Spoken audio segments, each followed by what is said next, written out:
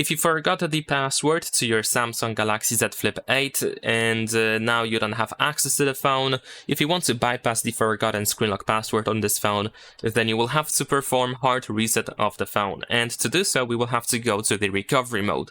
Normally, we have to turn the phone off to be able to go to the recovery mode, but if you try to do that on Samsung Galaxy Z Flip 8, when the phone is locked, you will not be able to do so because you still have to enter the password to do so.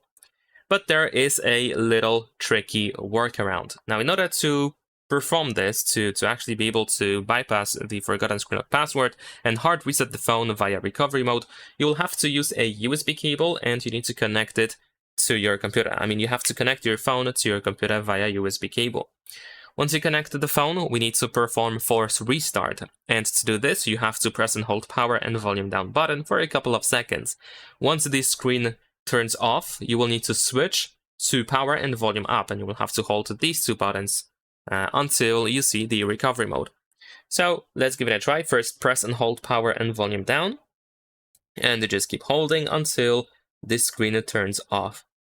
Then switch to power and volume up, and keep holding until you see the recovery mode. There we go. Now we can unplug the cable from the phone. There we go.